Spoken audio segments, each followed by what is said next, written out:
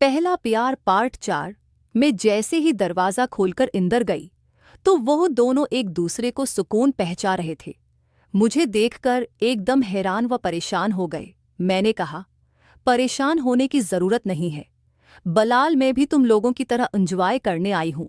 हम तीनों मिलकर एक दूसरे को सुकून पहुंचाते हैं। फिर मैंने देखा कि उनके चेहरे थोड़े से खुल गए थे। फिर मैंने भी अपना सब कुछ उठा दिया और जाके उन दोनों को ज्वाइन कर लिया। अब हम तीनों लगे रहे, तकरीबन 1 घंटे तक हम लोग एक दूसरे को सुकून पहुंचाते रहे। मैं समझ रही थी कि ये शमा और बलाल का चक्कर नया नया चक्कर है, लेकिन जिस तरीके से वो लोग उस खेल के माहिर बने हुए थे, मुझे लग रहा था कि ये बहुत पुराना किस्सा चलता आ रहा था। इन दोनों के बीच खैर 1 घंटे तक हम लोग एक दूसरे से सुकून ले चुके थे।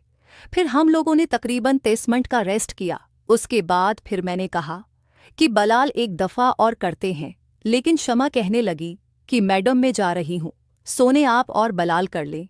मैंने कहा शमा तीनों मिलकर करेंगे तो ज़्यादा अच्छा होगा, लेकिन शमा ने कहा कि मुझे जाना है। फिर वो अपने कपड़े ठीक करके कमरे से बाहर चली गए। फिर मैंने जाकर किंटी लगा दी। फिर मैं बलाल के पास आकर बैठ गई। मैंने कहा, हाँ बलाल, तुम तो कहते थे कि तुम्हारे और शमा के बीच कुछ नहीं है, तो फिर ये क्या हो रहा था? तुमने मुझसे झूठ बोला था। बलाल खामोश था। मैंने कहा, अब बोलोगी? तो बलाल कहने लगा, सबा मैडम, मुझे इस चीज़ की तलब होती थी। आप इतनी खूबसूरत हैं कि किसी के साथ ये सब करूं ताकि मेरे दिल को कुछ सुकून मिल सके। फिर मैंने शमा पे नज़र रखना शुरू कर दी और मैं मौका की तलाश में था कि कब शमा मुझे अकेली मिले और मैं शमा को लिटा हूँ। और फिर एक रात शमा मुझे खाना देने मेरे रूम में आई तो मैंने कहा, शमा मुझे तुमसे बहुत ज़रूरी बात करनी है। उसने कहा, जी बलाल भाई बोलें, क्या बात करनी है? मैंने उसे कहा कि उधर मेरे पास बैठूं, तो वो मेरे पास बैठ गई। फिर मैंने उसे कहा कि शमा किया, तुम रात को 2 बजे मेरे कमरे में आ सकती हो? और वो एकदम चौंक कर खड़ी हो गई और कहीं लगी, बलाल भाई आप क्या बोल रही हैं, कैसी बातें कर रही हैं? मैंने कहा, शमा यार, तुम्हें भी उस चीज़ की तलब होती होगी न जो मुझे हो रही है। उसने कहा, ये गलत है। मैंने कहा, यार कुछ नहीं होता, न तुम किसी को न बताना, मैं किसी को न बताऊंगा, और इस तरह तुम्हारा भी काम चलता रहेगा और मेरा भी। वो खामोश खड़ी रही। मैंने फिर उसके दोनों हाथ पकड़कर अपनी हाथों में ले लिया। मैंने कहा, शमा तुम सोच सोच कर फिर मुझे बताना। फिर शमा रूम से बाहर चली गई। अगले दिन फिर शमा रात को मुझे खाना देने आई तो मैंने पूछा कि हाँ शमा, तो तुम्हारा क्या फैसला है? तो शमा ने कहा कि बलाल, मैंने काफ़ी सोचने के बाद ये फैसला किया है कि मेरा ख्याल है कि तुम ठीक कह रहे हो। जैसे ही उसने ये लफ्ज़ कहे तो मैंने फ़ौरा से उसे पकड़कर अपने गले से लगा लिया। मैंने कहा, ये हुई ना बात, अब मैं रात को 2 बजे तुम्हारा इंतज़ार करूँगा। और फिर मैं खाना खाकर सो गया और मोबाइल चलाता रहा और 2 बजने का इंतज़ार करता रहा। जैसे रात के 2 बजे तो शमा अपने वादे के मुताबिक मेरे रूम में आ गए और फिर हमने पहली दफ़ा एक दूसरे को सुकून पहुंचाया था। मेरा भी पहली दफ़ा था और शमा का भी पहली दफ़ा था, इसलिए हम दोनों को तकलीफ़ हुई थी। तब से हम दोनों का उसी तरह खेल चल रहा था और आज आपने हमें पकड़ लिया था। अगर आप दिन में मुझे बता देती कि आप मेरे रूम में आएंगी तो मैं शायद आज शमा को मना कर देता और हम पकड़े न जाते। मैंने कहा, बलाल ठीक है, तुम उसको भी राज़ी रखो और मुझे भी राज़ी रखो, मुझे कोई इतराज़ नहीं। मैं तुम्हें पैसे दे दिया करूँगी, तुम जूस पिया करो और तुम्हें कुछ ज़्यादा पैसे दूंगी। तुम उन पैसों से बादाम और पिस्ते लेकर दूध में मिलाकर, ताकि तुम्हारे अंदर ताकत रहे।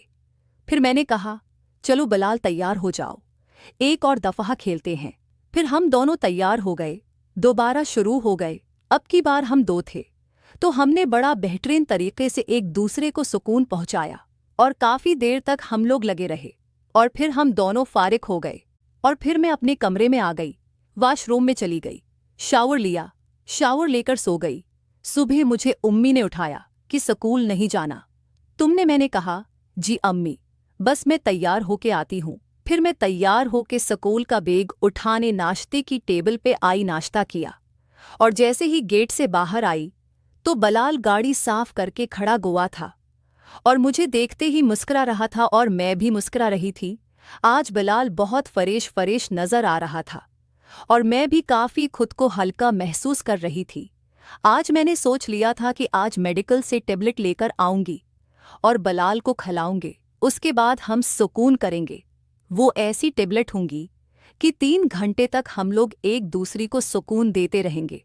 और फिर मैं गाड़ी में बैठ गई और बलाल मुझे स्कूल छोड़ आया।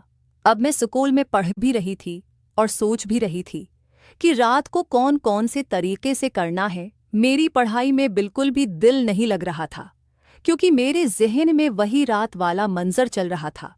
पहले जो हम तीनों ने मिलकर किया वो भी, और फिर जो मैंने और बलाल ने अकेले किया वो भी, और मैंने आने वाली रात के लिए प्लान तैयार कर रही थे। भला आखिर मेरी क्लास खत्म हुई, 1 बजिया था।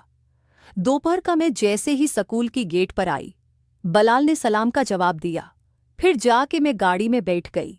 मैंने कहा, बलाल आइसक्रीम के शॉप पे चलो, गर्मी ज़्यादा है तो आइसक्रीम खाते हैं। फिर बलाल गाड़ी को आइसक्रीम की दुकान पे ले आया। मैंने कहा, बलाल हम गाड़ी में ही बैठे रहते हैं, यहाँ ऐसे चल रहा है, तुम जाके आइसक्रीम का बोल के आ जाओ, बल्कि लेकर आ जाओ। मैंने बलाल को पैसे दी। बलाल ने जाकर आइसक्रीम ली और गाड़ी में वापस आ गया। अब हम दोनों ने गाड़ी में बैठ के मज़े से आइसक्रीम खाई।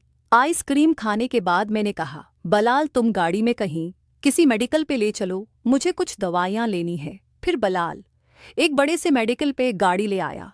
मैंने कहा, तुम गाड़ी में ही रहो, मैं आती हूँ। उसने कहा, जी सबा मैं गाड़ी को घुमा रहा हूँ, जब तक आप दवाई लेकर आ जाएं। मैं सीधी मेडिकल पर गई और वहां पर पर्ची पर लिखकर उस बंदे को पकड़ा दिया कि मैं शादीशुदा हूँ और मेरा मर्द बिल्कुल ख़त्म है, ज़्यादा टाइम चलने वाले टेबलेट दे दो। फिर उसने मुझे टेबलेट दी।